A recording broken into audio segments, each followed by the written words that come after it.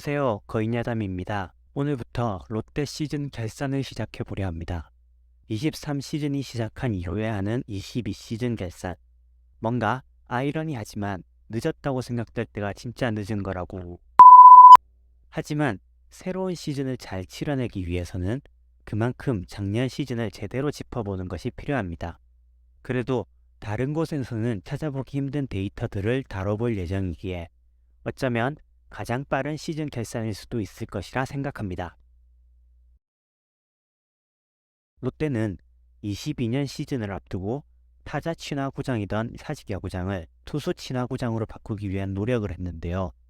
구체적으로 홈플레이트를 뒤로 당겨서 좌우 및 중앙 담장과의 거리를 0.8에서 2.5m가량 늘렸으며 기존 4.8m이던 담장에 펜스를 추가 설치해 6m까지 높였습니다. 이를 통해 롯데 투수들의 오랜 과제였던 피홈런에 대한 부담을 1차적으로 덜어주려는 성민규 단장의 생각이었습니다. 롯데 팬들은 그 중에 변화가 눈에 쉽게 들어오는 높은 담장에 성담장이라는 애칭을 붙여주기도 했죠. 그런데 4월이 채 다 지나기도 전에 롯데 팬들 사이에서 성담장의 실효성에 대한 이야기가 뜨겁게 달아올랐습니다. 그리고 이 논란은 4월 21일 롯데 타자들이 연달아 담장을 맞추며 정점을 찍었는데 이 이후로 성담장이 오히려 롯데에게 손해라는 이미지가 팬들 사이에서 깊게 박히게 되었습니다. 시즌이 끝난 뒤에도 이는 변함이 없어 성담장은 그대로 실패한 것으로 대부분의 사람들이 평가하기에 이르렀는데요. 하지만 이러한 이야기를 하는 사람들 중 그 누구도 정확한 근거를 제시하며 이야기하는 사람은 없고 추측을 통해 이야기할 뿐입니다. 그렇다면 우리의 이러한 추측은 정말 사실일까요? 성담장으로 인해 롯데 타자들만 손해를 본 것일까요? 이번 글에서는 성담장의 득실 마진을 데이터를 통해 알아보려고 합니다. 먼저 어떠한 타구들을 표본으로 할 것인가에 대해 이야기해 보겠습니다. 당연하게도 사직구장에서 롯데를 비롯한 10개 구단 타자들이 만들어낸 모든 타구들이 대상이며 그 중에서도 담장을 직격한 타구들이 해당됩니다. 그리고 그 외에 부차적으로 담장 앞에서 잡히거나 워닝 트랙에 떨어진 타구들도 해당이 된다고 할 수 있습니다. 첫 번째로 담장 직격 타구는 사직구장의 담장을 크게 세 부분으로 나누어 각 부분을 담장의 상단, 중단, 하단으로 구분합니다. 두 번째, 담장 앞 타구는 아웃이 된 타구와 안타가 된 타구로 나뉘는데 아웃이 된 타구는 야수의 완전 포구 시점에 두 발이 모두 워닝 트랙을 밟고 있을 경우 안타가 된 타구 또한 대략 10피트 정도인 워닝 트랙 안에 떨어진 경우만을 포함시켰습니다. 사직구장의 성담장을 직격한 타구의 수는 다음과 같습니다.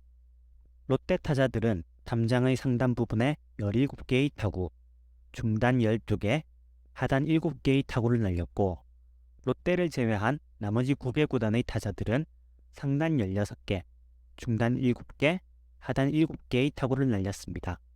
전체 개수는 롯데가 36개, 타 구단이 30개로 다소 차이가 나는데요. 하지만 이를 토대로 홈런 마진에서 손해를 봤다고 할 수는 없습니다.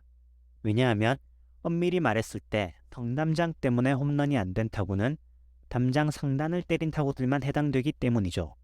물론 펜스의 아래쪽 일부는 확장 이전부터 존재했지만 이는 홈플레이트가 뒤로 당겨지면서 담장과의 거리가 더 멀어진 점과 타구가 포물선 운동을 하며 떨어진다는 점을 생각해 봤을 때 해당 부분을 때린 타구도 원래는 홈런이었을 것이라 가정하는 것이 무리는 아닙니다.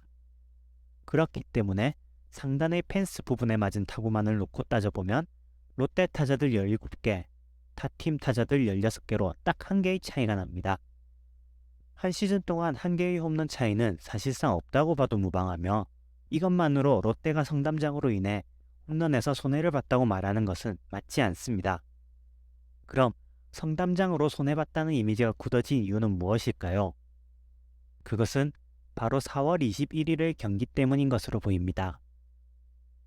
4월 21일 롯데는 6회 한동희가 담장 중단을 때리며 예열을 마치고 7회 고승민, 김민수, 한동희가 차례로 담장의 중단 이상을 때리며 무려 4번의 담장 직격타구를 날렸습니다. 거기에 더해 팀이 5대3으로 지고 있는 상황이었다는 점, 8회 재역전을 당해 최종 1점 차 패배를 당했다는 점, 시즌 초 폭발적인 타격감을 자랑하며 팬들의 관심을 집중시킨 한동희의 타구가 2개 포함된 점, 위와 같은 점들이 쌓이면서 부정적인 이미지가 더욱 확고해진 것 같습니다. 성담장으로 인한 득실 마진을 따져볼 때 고려해야 할 타구가 하나 더 있습니다. 바로 담장 앞 타구인데요. 해당 타구들은 외야수들의 수비에 따라 아웃이 되기도 하고 안타가 되기도 했는데, 만약 홈플레이트를 뒤로 당기지 않았다면 타구들의 결과가 달랐을 것이기 때문에 이 또한 성담장으로 인한 효과라고 보아야 합니다. 쉽게 생각하면 옛날 LG에서 운영했던 X존을 생각해 보면 됩니다. 위 사진에서처럼 외야 워닝 트랙에서 플라이아웃이 될 타구가 담장이 몇 미터 앞으로 당겨지게 되면 점프를 해도 잡을 수 없는 높이의 타구가 되는 것처럼 말이죠. 예를 들면 이런 수비들이 불가능해지는 것입니다. 마침 담장이 더 가까이 있었으면 어떤 수비가 나왔을지를 잘 표현해주는 수비를 찾을 수 있었는데요. 위의 수비들과 비교해보면 좋을 듯합니다. 9월 13일 황성빈은 워닝트랙 직전 담장을 마주한 것 같은 행동을 보여주었고, 9월 14일 고승민은 워닝트랙 앞에서 타구가 맞고 떨어질 거라 판단한 듯한 수비를 보여주었습니다. 이러한 이유로 인해 워닝트랙 타구도 조사를 했고, 그 결과는 다음과 같습니다. 워닝트랙에서 아웃된 타구가 롯데 20개, 타팀 22개로 이 또한 대동소이합니다. 성남장 때문에 손해를 봤다고 확신에 찬 어조로 주장하기에는 애매한 수치인데요. 오히려 눈에 띄는 것은 롯데의 수비입니다. 롯데의 외야수들은 총 39개의 워닝트랙 타구들 중 22개만을 아웃으로 연결시켰고, 타팀의 외야수들은 총 32개의 워닝트랙 타구들 중 20개를 아웃으로 연결시켰습니다.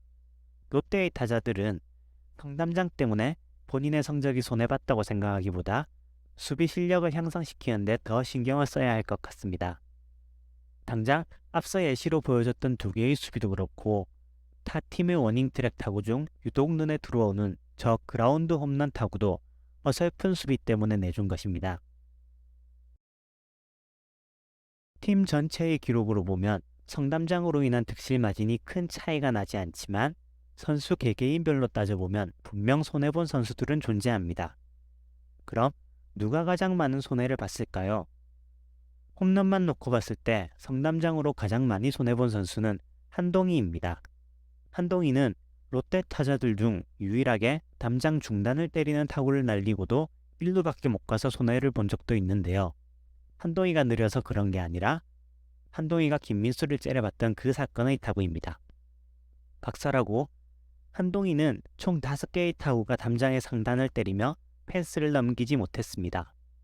만약 이 5개가 모두 홈런으로 연결됐다면 한동희는 22시즌 19개의 홈런으로 개인 최다 기록을 세울 수도 있었고, 거기에 만루 상황도 있었던 만큼 타점에서도 손해가 꽤 큰 편입니다. 다음으로는 이대호가 3개로 2위를, 고승민, 안치홍, 강백호가 2개로 공동 3위를 차지했습니다. 만 40살의 은퇴 시즌이었던 이대호와 유일한 타팀인 강백호 정도가 눈에 띄네요. 손해를 보는 선수가 있다면 당연히 이득을 보는 선수도 있습니다. 홈런이 될 타구가 담장을 맞고 떨어진다면 2루타를 줘도 이득이기 때문이죠. 투수들 중에서는 누가 가장 성담장의 덕을 받는지 살펴보겠습니다. 나균안이 성담장으로 인해 3개의 피홈런을 줄일 수 있었고, 타자들에 비해서 비교적 여러 투수들이 고르게 성담장의 이득을 받습니다. 주전이라면 홈경기에 꼬박꼬박 출전하는 타자들과 달리 로테이션이나 등판 조건에 따라 출전 여부가 달라져서 그런 것 같습니다. 투수들이 심적으로 안정돼서 더 자신있게 던질 수 있게 됐다. 타자들이 부담으로 힘이 들어가서 더 못하게 됐다. 이런 실체 없는 소리들을 배제하고 위 내용들을 종합적으로 판단했을 때 성담장으로 인한 득실은 또이또이하다고 볼 수 있습니다. 당연하게도 담장에는 눈이 없습니다. 애꿎은 담장만 탓하지 말고 외야 수비 실력을 키우는 것이 우선으로 보입니다. 표본을 수집하면서 외야수들이 왜 머리 뒤로 넘어가는 타구가 가장 어렵다고 하는지 알 수 있었는데요.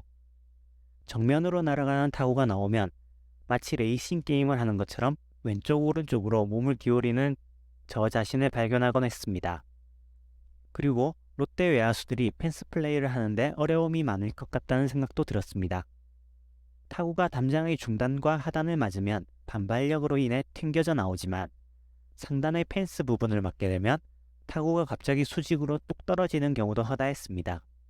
영상으로 몇 번이나 돌려보는 저조차도 타구가 정확히 어디에 맞아서 떨어졌는지 찾기가 힘든 경우가 꽤 많았습니다. 특히 정면으로 날아와 머리를 넘기는 펜스 상단 타구는 정말 어려울 것 같습니다. 2023 시즌 롯데 외야수들의 수비가 개선되기를 기원합니다.